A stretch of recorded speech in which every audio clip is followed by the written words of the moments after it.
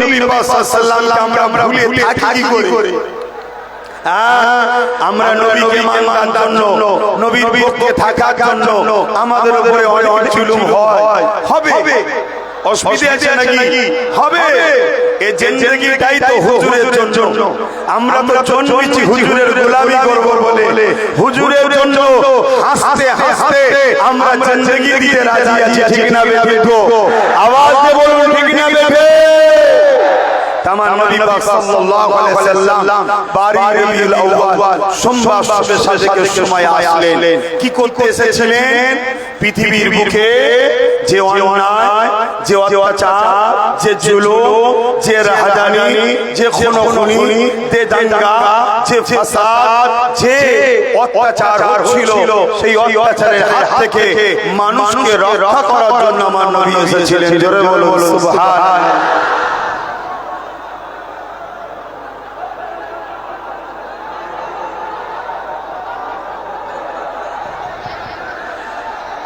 এই দেখেন ভাই, এক কথা শুনেন না, আমাদের আজকে বলুন এই নবী দিবসে আপনারা এসেছেন, এতে আপনারা এসে খুশি হলেন না বেজার হলেন? কিন্তু এখন এই সামান্য কিছুটা দূরে বিভিন্ন জায়গাতে আশপাশে, এই আশপাশে বিশেষ করে আমার সাইডটা থেকে অনেক লোক আসতে চাইছিল, তাদেরকে বিভিন্ন জায়গায় আগে দেওয়া হচ্ছে। বুঝতে পারছেন না? নবী দিবসে না যায়, কথা বুঝে আসছে নাকি? কিন্তু এরা আটকাবার পরও আমাদের দিল থেকে কি নবী বার করতে পারবে? বলুন, পারবে? আবু জেহেল চেয়েছিল আমার নবী সাহাবাদের দিল থেকে নবী বার করব, পেরেছিল? যুগে যুগে এই রকম আবু জেহেল থাকবে যারা চেষ্টা করবে যে কোনো ভাবে আমাদের দিল থেকে দয়াল নবীকে বার করে দিবার, কিন্তু তারা যতই চেষ্টা করুক আমরা হুজুরকে দিল থেকে কখনোই বার করতে পারবো না।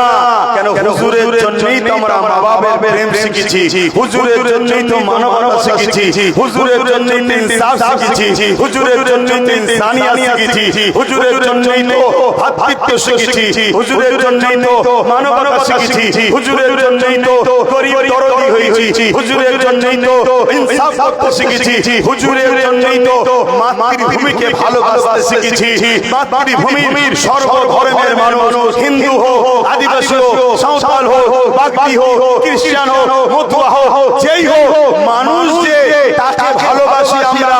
কেন ভালোবাসি? আমাদের দয়াল নবী সর্বধর্মের মানুষকে পিয়ার দিয়েছে। জোরে বলুন সুবহানাল্লাহ, আরো জোরে বলুন সুবহানাল্লাহ।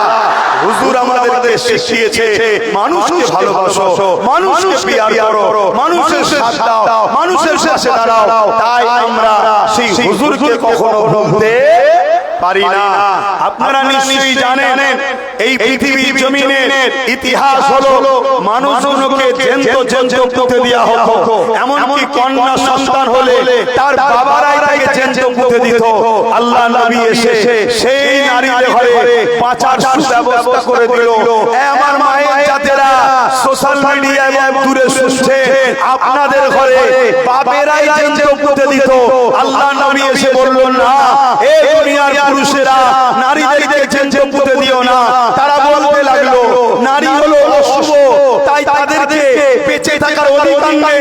আল্লাহ নবী বললেন না, আমি মুহাম্মদ সরসরার পক্ষ থেকে এসেছি, তোমাদেরকে মেসেজ দিচ্ছি, যার ঘরে প্রথম নারী সন্তান হয় এর মানে ওই বাবাকে আল্লাহ জান্নাতের সংবাদ দিল। জোরে বলুন সুবহানাল্লাহ। আল্লাহ নবী আরো বললেন, হে দুনিয়ার পুরুষেরা, একটা দুটো তিনটে পর পর যদি তিনটে নারী কোন বাবার হয় এর মানে আল্লাহ নবী বললেন ওই তিন নারীর আব্বা, ওই তিন নারীর বাবা। আর আমি মুহাম্মদ তুই আঙুল তুলে দেখিয়েছে এরকম পাশাপাশি আল্লাহ জান্নাতে থাকবে। জোরে বলুন সুবহানাল্লাহ। তাই মায়ের চাচাকে কখনো অবজ্ঞা করবেন না, মায়ের চাচাকে কখনো অপমান করবেন না, মায়ের চাচাকে পিয়ার করুন, মায়ের চাচাকে ভালোবাসুন, নারীদেরকে সম্মান দিন, নারীদেরকে মর্যাদা দিন। আজ নতুন করে আবার পৃথিবী জুড়ে আইয়ামে জাহিলিয়া শুরু হয়েছে, আবার নারীদের উপর অত্যাচার, আবার নারীদের ঘরে ঘরে করা হচ্ছে, আবার নারীদেরকে হত্যা করা হচ্ছে। এ মুস্তাফা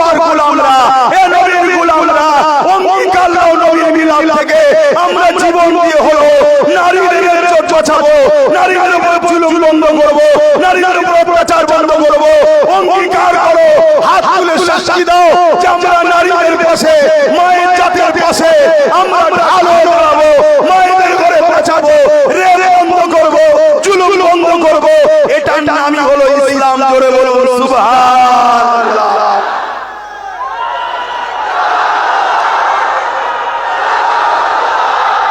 ভাইরা আমার, ভাইরা আমার, মন দিয়ে শোনেন।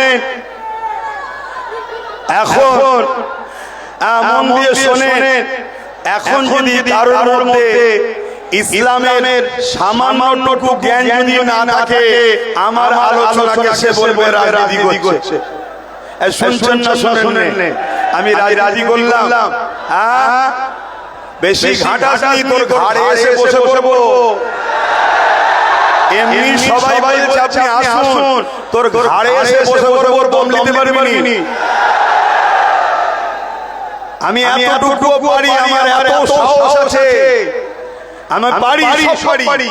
কেন আমি একটা জিনিস বুঝি, যেটা জুলুম নয় সেটা ইসলাম আমাকে করা জায়েজ দিয়েছে। তো ভাইয়েরা আমার রাসূল পাক সাল্লাল্লাহু আলাইহি ওয়াসাল্লাম তিনি দোনো জাহানের সুলতান, দোনো জাহানের সরদার, নবীদের নবী। তিনি না আসলে কুল কায়নাত আল্লাহ বানাতেন না। হযরতে আদম সফিউল্লাহ আমাদের আব্বা জান, তাই তো নাকি? জোরে বলেন। প্রত্যেকটা মানুষের আব্বা জান, সে যে ধর্মেরই হোক, বাপ আদম, মা হাওয়া, এই দুজন থেকে পৃথিবীতে মানুষ শুরু হয়েছে, এই দুজন থেকে পৃথিবীতে মানুষের সূচনা হয়েছে।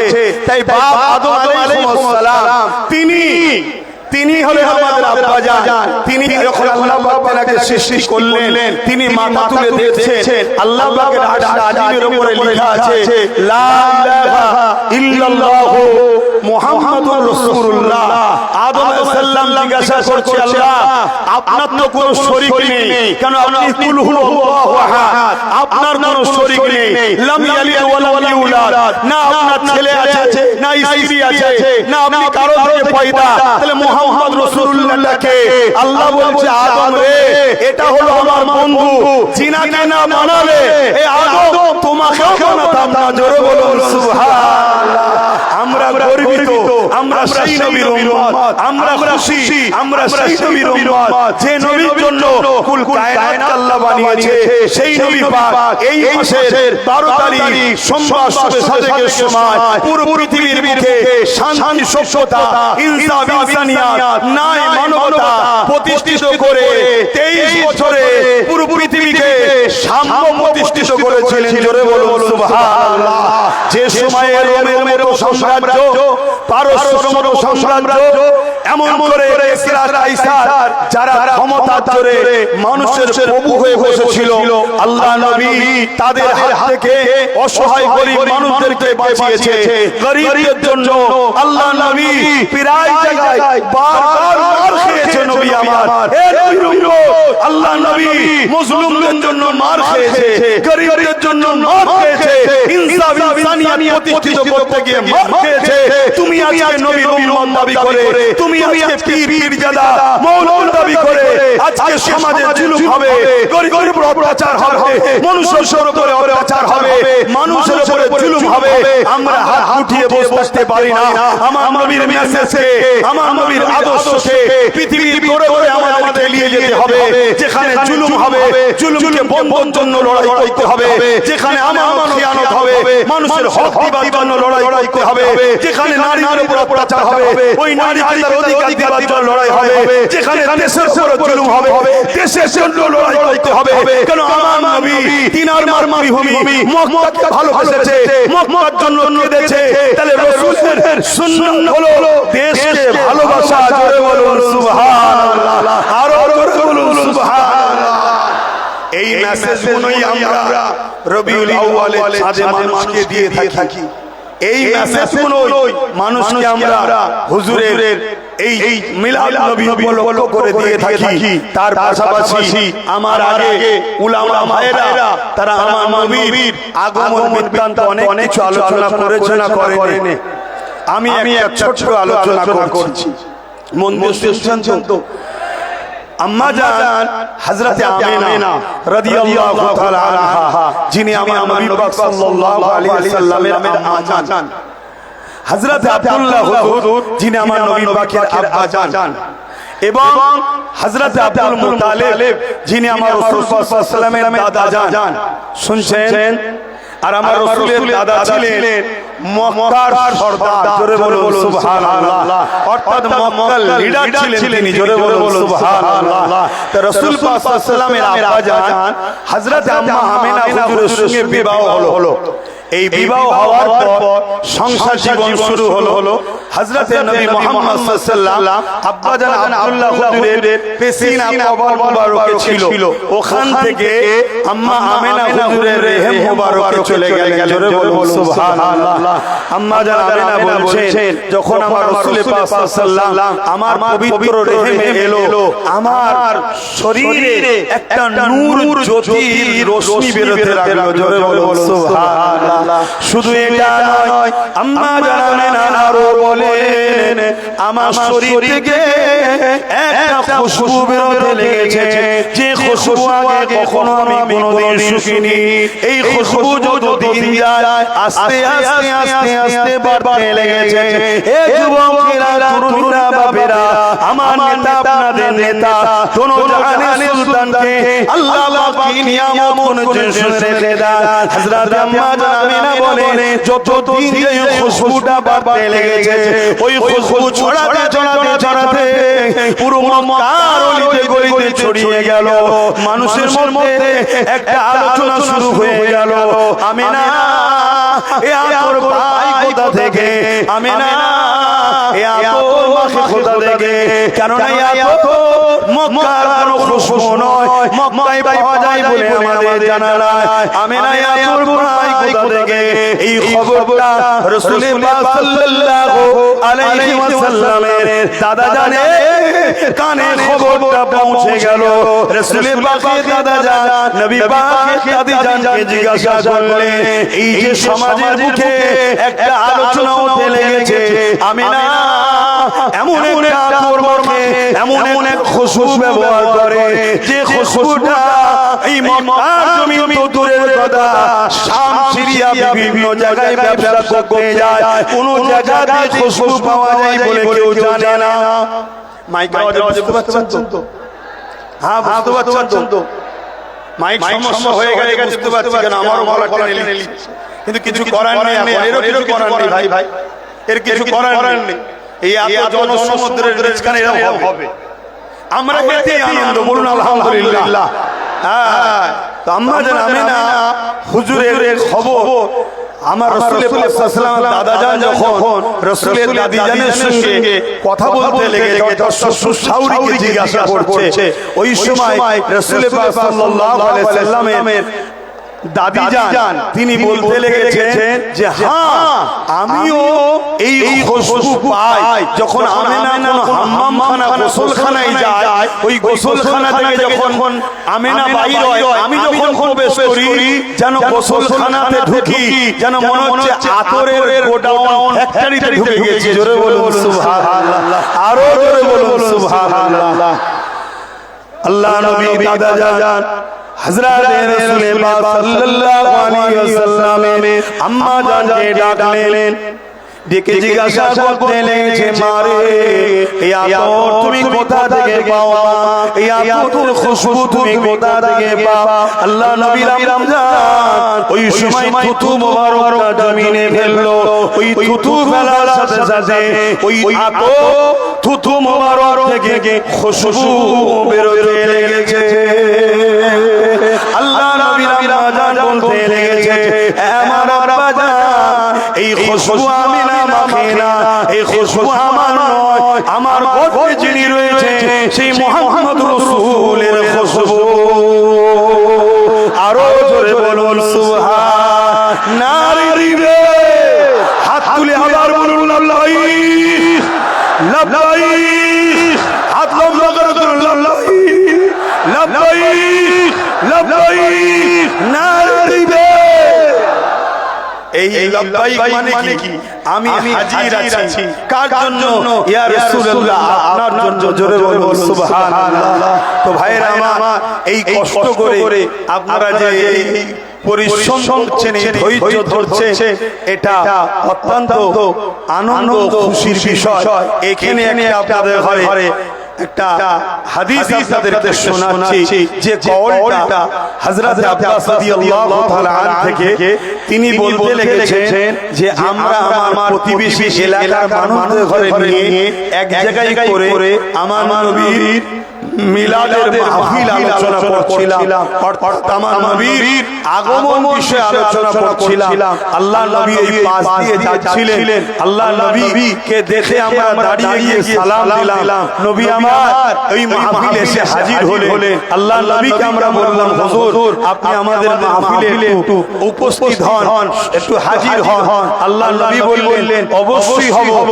তোমরা কি আলোচনা করছো? আল্লাহ নবী চাচা হযরত আব্বাস রাদিয়াল্লাহু তাআলা আনহু তিনি বলতে লাগলেন যে আমরা আলোচনা করতে লেগেছি আপনার শিশুবেলার কথা, মিলাদের কথা, মাউলুদের কথা। আল্লাহ নবী খুশি হয়ে বললেন, এ সাহাবা শোনো, ওয়াজাবাত লাহু শাফাআতি, আমার শাফাআত তোমাদের জন্য ওয়াজিব। জোরে বলুন সুবহানাল্লাহ। হযরত সাহাবী আব্বাস রাদিয়াল্লাহু তাআলা আনহু তিনি বলতে লাগলেন, হুজুর শুধু এটা আমার জন্য, আমাদের জন্য না, যারাই মিলাদ করবে। আল্লাহ নবী বললেন, কিয়ামত পর্যন্ত শুধু ঘটকটুকুন নয়, পৃথিবীর যে কোনো জায়গায় আমি রাসূল আমার শিশুবেলার আলোচনার মাহফিল হবে, প্রত্যেকটা মাহফিলে যারা আসবে তাদের জন্য আমি নবীর শাফাআত হবে। জোরে বলুন সুবহানাল্লাহ। এবারে আপনাদের মাথায় যেতে পারে যে আমাদের মতো অনেকে আছে চানসার পরা দাড়ি থাকা ভুল রাস্তায় চলছে। আরে ভুল রাস্তায় চলছে, কিন্তু হুজুরের ভালোবাসায় আল্লাহ তাকে নামাজি মুত্তাকি আল্লাহ ওয়ালা করে হাজী বানিয়ে জান্নাতি বানাবার উপযুক্ত বানাতে পারে, হ্যাঁ কি না? জোরে বলুন হ্যাঁ কি না? কেন আমরা ইতিহাসে দেখেছি বিশ্ববিখ্যাত সুস্কর ছিল হাবিব আজমি, তিনাকে আল্লাহ পরিবর্তন করে বিশ্ববিখ্যাত ওলি বানিয়ে দিয়েছে। জোরে বলুন সুবহানাল্লাহ। আমরা ইতিহাস পড়ে দেখেছি হযরতে বিশার হাফি এমন করে বিশার হাফি সারা পান করত, একদিন পরিবর্তন আল্লাহ তাকে করিয়ে জগৎ বিখ্যাত ওলি করে দিয়েছে। জোরে বলুন সুবহানাল্লাহ। তো ভাইয়েরা আমার, আমি জানি আপনাদের অনেক কষ্ট হচ্ছে, তাই তো নাকি গো? হ্যাঁ, এই অবস্থায় কষ্ট হচ্ছে তো নাকি? তো যাই হোক, আপনাদের নিয়ে আমার নিজের মাইকের অবস্থা, আমারও কথা বলতে কষ্ট হচ্ছে। কথা বুঝে আসছে? যা আজ হুজুরের মিলাদ আমরা এসেছি, আল্লাহ আমাদের এই আলোচনাকে, আমাদের এই মেহনতকে, আমাদের এই বসাকে, আমাদের এই মজলিসকে আল্লাহ কবুল করেন। সাজা হিসাবে দুনিয়া আখিরাতে আল্লাহ আমাদের শান্তি দেন। বলুন আল্লাহুম্মা আমিন। আসুন একটু হুজুরের ভালোবাসায় আদবের সাথে আমরা সালাম দেব। ইয়া নবী সালাম।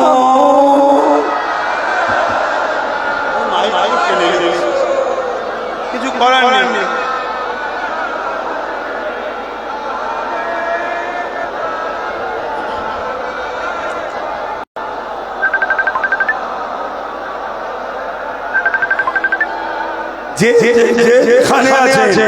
যেখানে আছেন সেইভাবেই দাঁড়াবেন, কিন্তু রাস্তাটা বন্ধ না হয়ে যায় এটা খেয়াল করবেন। যেখানে আছেন সেখানেই থাকুন। দেখতে পাচ্ছেন না দূরে আছেন, এসব টেনশন করবেন না। কেন হুজুরের মিলাদে আসা হলো আমাদের লক্ষ্য।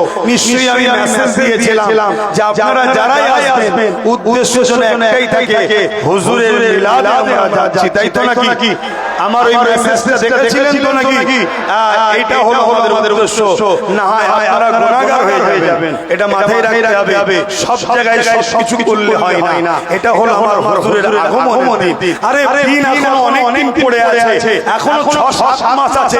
আচ্ছা ছালা ছিল, কোনো চিন্তা করবেন না। কিন্তু আজকে তোমার হুজুরের আগমনের দিন, আজকে তো মিলাদের দিন। আজকের দিনটা কিন্তু আমাদের উদ্দেশ্য একটাই হবে, আমরা হুজুরের মিলাদ আসছে, ঠিক না বেটি? আমরা হুজুরের, বলুন আমরা হুজুরের, কারা কারা হুজুরের মিলাদ উপলক্ষ করে এসেছেন হাত তোলেন মাশাআল্লাহ মাশাআল্লাহ যে যেখানে আছে আল্লাহকে সাক্ষী রেখে হাত দেখান আমাকে দেখাতে হবে না আল্লাহকে সাক্ষী রেখে হাত তুলে বলেন মিলাদের উদ্দেশ্য করে এসেছেন আপনারা আলহামদুলিল্লাহ আলহামদুলিল্লাহ আল্লাহ আপনাদের আশাকে কবুল করে বলে আল্লাহুম্মা আমিন তবে এই যে মানুষ আপনাদের সবাইকে নিয়ে আর একটা অঙ্গীকার নেব আমার সাথ দেবেন তো আপনারা অঙ্গীকার নেব দেবেন তো হাতটা প্রথম নামান কথাগুলো আগে শুনেন মসজিদ মাদ্রাসা কবরস্থান ঈদগাহ খানকা এটা আমার ধর্মের সম্পদ না ধর্মের নয় আরে মাইক চেনা বলছি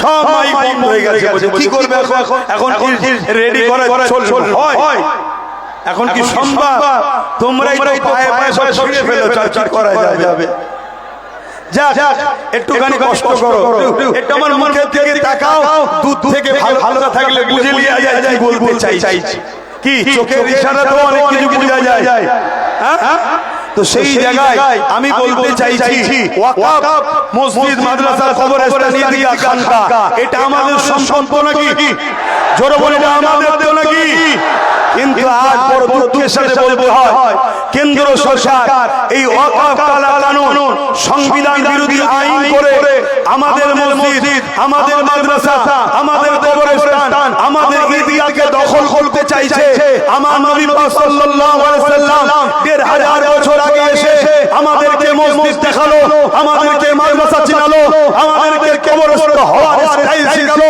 আমাদেরকে খানকা শিখালো আমাদেরকে মক্তব শিখালো সেই দিনের অস্তিত্ব সেই দিনের পহচান কেন্দ্র সরকার মিটিয়ে দেবে বলছে নবীর আগমন দিনে আজকে নবীর গোলামদের কাছে আমি জানতে চাই আমরা বুকে তাজা খুন দিয়ে হলো কেন্দ্র সরকারের এই সংবিধান বিরোধী কালা কানুনের বিরুদ্ধে আমরা লড়াই করতে রাজি আছি না আর এই লড়াই আমাদের হবে এই লড়াই আমাদের হবে আমি যেই কাজ করছি অবলম্বন আর আমি টেনে নিচ্ছে তো কি বল সব মাইক টেক চলে একটাও চলে একটাও মাইক ও ছেলে আমি চিনি আমাদের ছেলে খবরদার যেন ওর উপরে চড়া হবে না আমি কিন্তু ওকে ভালোবাসি ইলেকট্রনিক জিনিস খারাপ হতেই পারে মানুষ খারাপ হয়ে যাচ্ছে মানুষ খারাপ হয়েছে কুকুর যখন দেখবেন ঘাস খায় কুকুর যখন দেখবেন ঘাস খায় জানবেন ওর পেট খারাপ হয়েছে আর নবীর উম্মত নবী বলে কোন মুসলমান যদি নবীর উম্মত নবী বলে কোন মুসলমান যদি ঘুষ খায় হারাম খায় মানুষের ছেড়ে খায় জানবেন ওর ঈমান নষ্ট হয়ে গেছে এটা মাথায় রেখো তো ভাইরা আমার কেন্দ্র সরকার তাই আজকে ক্ষমতার জোরে ওয়াকফ বিরোধী কালা কানুন তৈরি করছে তার বিরুদ্ধে আমাদের লড়াই চলবে ঠিক না বেঠিক এই জোরে বলুন ঠিক না বেঠিক এই লড়াই পুরো দেশে হচ্ছে বাংলাতেও হবে না জোরে বলুন হবে না আজকে বাংলার কেউ যদি মনে করে তুমি কেন্দ্র সরকারের বিরুদ্ধে কথা বলতে পারবে না কেন্দ্র সরকারের বিরুদ্ধে লড়াই করতে পারবে না কেন্দ্রের কালা কানুনের বিরুদ্ধে কথা বলতে পারবে না তাহলে আজ আমি বাঙালিদের ঘরে বাংলার মানুষদের ঘরে নবীর গোলামদের ঘরে জানতে চাই আমার মসজিদ মাদ্রাসা কবরস্থান ঈদগাহকে বাঁচানোর জন্য কেন্দ্র সরকারের বিরুদ্ধে লড়াই হবে ওই লড়াই যদি বাংলার কেউ নাক গলায় তার নাক আমরা কেটে দেব ওর নাক ভেঙে ফেলবো আমরা ঠিক আছে না বেঠে ও যা করু ও যদি মনে করে আমার হাতে ক্ষমতা আছে আমি করতে দেবো না আমার দাদার বিরুদ্ধে লড়তে দেবো না তাহলে বোনকেও জানিয়ে নি তোমার দাদাকে আমার বিরুদ্ধে লড়বো তোমার বিরুদ্ধে আমরা লড়তে দিয়েছি ঠিক না বেঠে আমাদের ঈমানের মামলা ঠিক না বেঠিক আজ আমি আপনাদেরকে বলি এখান থেকে একটা সাক্ষী দিন আগামী দিন বর্ষা কেটে যাওয়ার পর আমার প্রসেসিং চলবে আমি কলকাতার ব্রিগেডে একটা ওয়াকফ বাঁচাও দেশ বাঁচাও মানুষের অধিকার ফিরিয়ে দাও এই বিশাল একটা আন্দোলনের ডাক দেব আপনারা কি কাঠের পয়সা খরচ করে ওয়াকফের জন্য দেশের জন্য যেতে রাজি আছেন হাত তুলে রাখবেন হাত তুলে রাখবেন, হাত তুলে রাখবেন। রাজি আছেন? ধোকা দেবেন না তো? গাছ নামিয়ে গাছে তুলে মই করে নেবেন না তো? যাবেন আপনারা? হাত নামান। মনে রাখবেন, আপনারা যদি নাও যান আন্দোলন তো আন্দোলনই হবে, কিন্তু মনে রাখবেন আপনারা গেলে লক্ষ লক্ষ লোক এখানে বাড়বে, আন্দোলনের চাপ সেখানে বাড়বে। বাংলায় যদি আন্দোলনের প্রভাব বাড়ে, এর প্রভাবটা দিল্লি গিয়ে পড়বে। মাথা যত বাড়বে, ভিড় যত বাড়বে, প্রভাবটা দিল্লি গিয়ে পড়বে। যেমন কৃষকের বিরুদ্ধে আইন হয়েছিল, কৃষকরা আন্দোলন করেছিল, কেন্দ্র সরকার আইন উল্টো করে নিতে বাধ্য হয়েছে, আইন বাতিল করতে বাধ্য হয়েছে। আমরাও যদি আন্দোলনকে বাড়াই, আন্দোলনের তাপমাত্রা বাড়াই, মাথা বাড়াই, ভিড় বাড়াই, তাহলে আমাদেরও ককাবের কালা কানুন যে করেছে, এই কানুন, এই আইন কেন্দ্র সরকার ফিরিয়ে নিতে বাধ্য হবে।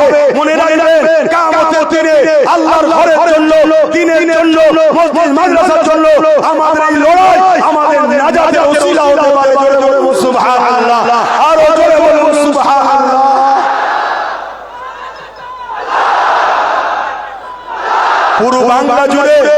পুরো বাংলা জুড়ে আমার প্রচার চলছে। আমার টার্গেট 25 থেকে 30 লক্ষ লোকের একটা জমায়েত হবে। রাজি আছেন তো নাকি? কেন আমরা জানি 26শে জানুয়ারি আমার দেশের পাওয়ার দেখানো হয়, তাই তো নাকি? দেখানো দরকার আছে না নাই? কারো প্রতিবেশী দেশে যদি চুলকোনা হয়, আমরাও দেখিয়ে দিই চুলকোনা মিটিয়ে দেবো, আমরা রেডি আছি। ঠিক না বেঠিক? ঠিক তেমনই দেশের মধ্যে যারা বলছে আমাদেরকে তাড়িয়ে দেবো, আমাদেরকে এই করব ওই করব, আমাদেরও একবার পাওয়ার দেখানো দরকার আছে না না? অতএব 25-30 লক্ষ যুবকের একটা ভিড় হবে, সেখান থেকে আওয়াজ উঠবে, কারো দয়াতে আমরা নাই। দেশ আমাদের ছিল, আছে, থাকবে। এই দেশে সবার থাকবে। অন্য কারোর উপরে জুলুম করলো আমরা আজ মজলুমের পাশে দাঁড়িয়ে জালিমদের বিরুদ্ধে লড়বো। ঠিক তেমনই আমার মসজিদ মাদ্রাসা, আমার ওয়াকফের বিরুদ্ধে কেউ যদি আওয়াজ তোলে, আমরা তাদেরও বিরুদ্ধে আওয়াজ তুলবো, লড়াই করবো। ঠিক না বেঠিক? প্রয়োজন যদি হয়, মনে রাখবেন এখানে আরেকটা কথা বলে যাচ্ছি, এই ডাকটা আরেকটা জিনিস আমাদেরকে দেবে, কে মুমিন মুসলমান, কে মুনাফিক মুসলমান জানা যাবে। ঠিক না বেঠিক? আমি যাচ্ছি মসজিদ বাঁচাতে, আর আমার এলাকার কোন মুসলিম নেতা যদি বলে গেলে ঠ্যাং ভেঙে দেবো, জানতে হবে মুসলিম সূরাতে বেঈমান। ঠিক না বেঠিক? অতএব ওই গাদ্দারগুলোকে চিনে রাখতে হবে, ওই গাদ্দারগুলোকে চিনে রাখতে হবে। সময় আল্লাহ যেদিন দেবে, সাহাবাদের সুন্নাত পালন আমরা করব। ঠিক না বেঠে? আরো জোরে বলুন, ঠিক না বেঠে? সাহাবাদের সুন্নাতের উপরে আমল করা দরকার আছে না না?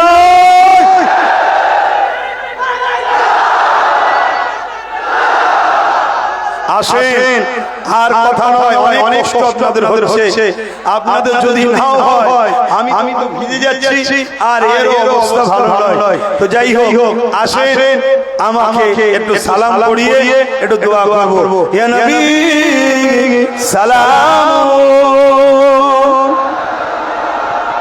ইয়া রাসূল, ইয়া হাবিব,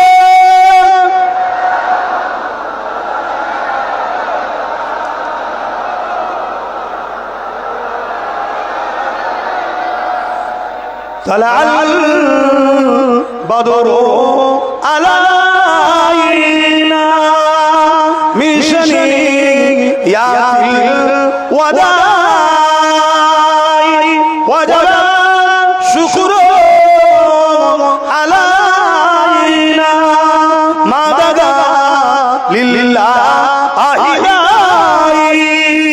يا نبي سلام يا رسول يا حبيب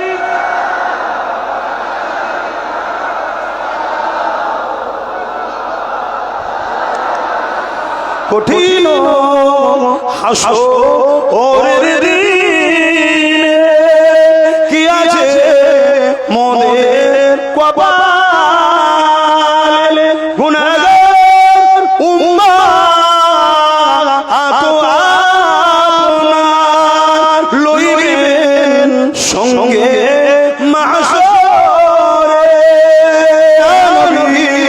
সালাম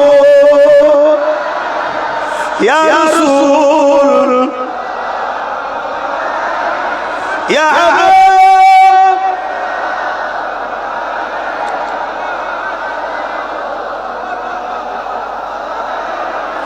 জিবরাইল দিলে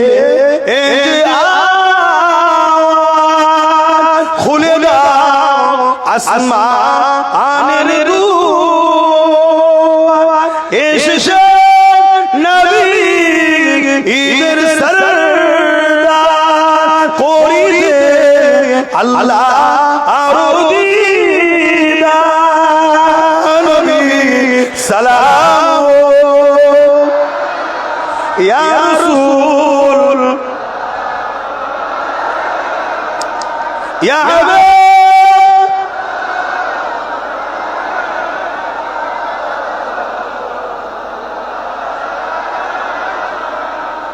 পড়িল আল্লাহ আর বাণী পোহালো দুঃখে রজনী হইল জগৎ অনুরানী আমিনার নয়নের মণি সালাম ইয়া রাসূল ইয়া হাবিব সালাম